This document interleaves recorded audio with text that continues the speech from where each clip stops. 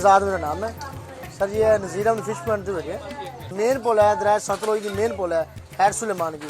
ये नाल चंद कदम ते नाल साडे को PSO नाल मस्जिद है इन्हां दा हवाला देंदे हुंदे अरसा दराज कर रहे हैं। पहले दादा करते सी फिर अब्बू फिर उन्हें आप खुद करते पे। अलहमदुलिल्लाह सब साडे को हर आइटम मिल जाती है।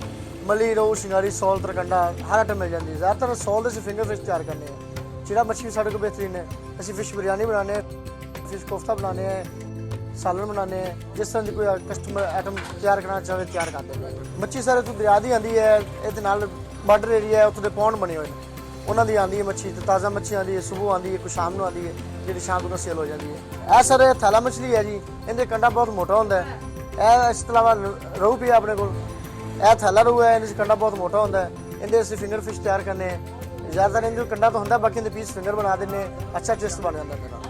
बस इन्हों का रेट 850 रुपये किलो है।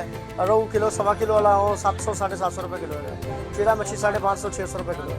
अलहमदुलिल्लाह अपने को कस्टमर ज़्यादातर दीपालपुर बशीरपुर आना है दीपालपुर आना है उखाड़ा आना है इधर मिंचरा मतलब हवाला नगर तो लोग सिर्फ मच्छी चिड़ा मच्छी खाने वास्ते बड़े शौक नाल आते हैं।